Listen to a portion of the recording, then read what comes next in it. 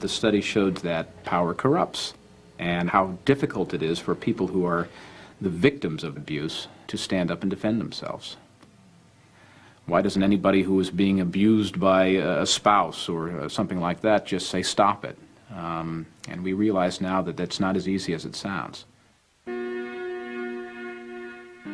By the end of the 5th day, 4 prisoners had broken down and been released.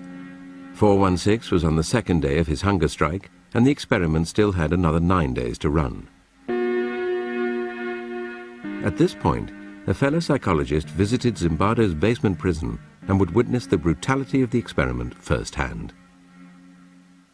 The guards had lined up the prisoners to go to the toilet, had bags over their head, chains on their feet, and were marching by. And I looked up and I saw this circus, this parade, and I said, hey, Chris, you know, look at that.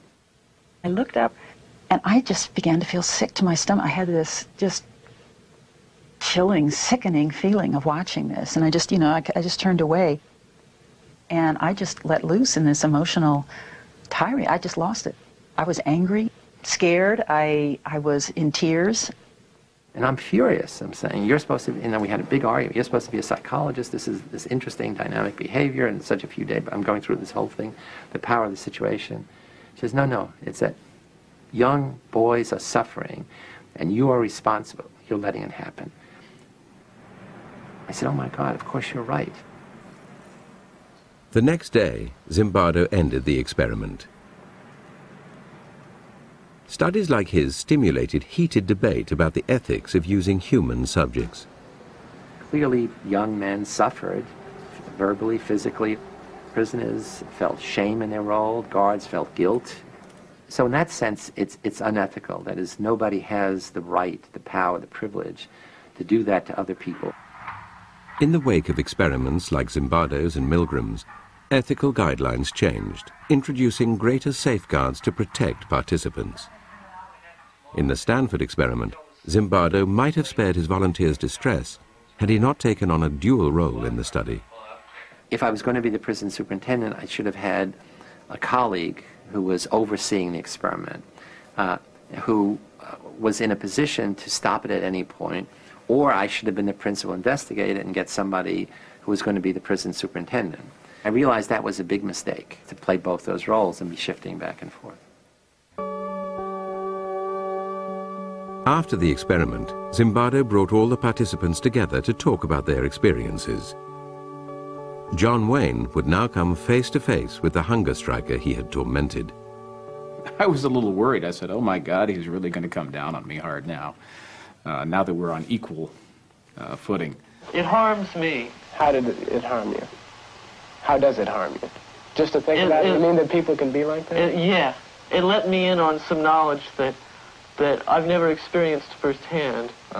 Because I know what you can turn into. I know what you're willing to do. When I look back on it now, I behaved appallingly. You know, it was just horrid to look at.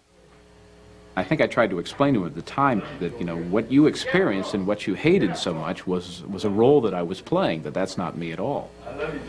He was trying to dissociate himself from what he had done. That did make me angry. Everyone was acting out a part and playing a role. Prisoners, guards, staff, everyone was acting out a part.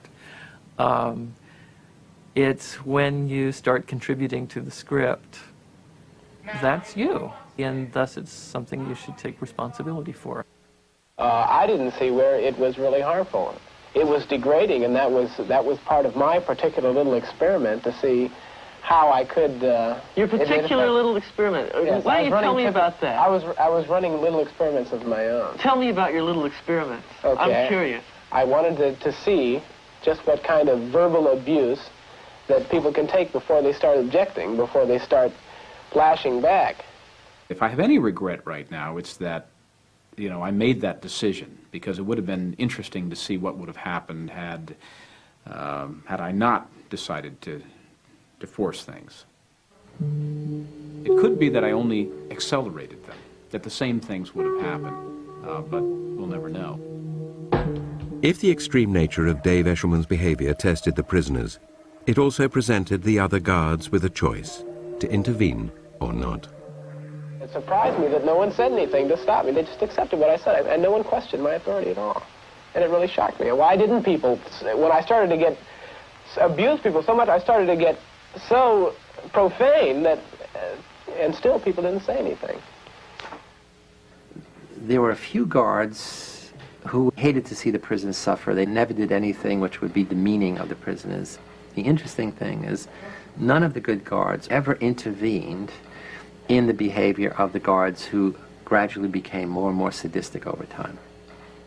We like to think there is this core of human nature that good people can't do bad things and that good people will dominate over bad situations.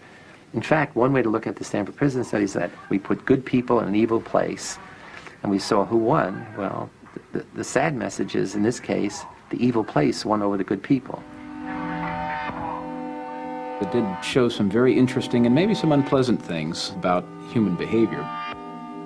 It seems like, you know, every century, every decade that we go through, you know, we're suffering the same kind of atrocities, and you need to understand why these things happen. You need to understand why people behave like this.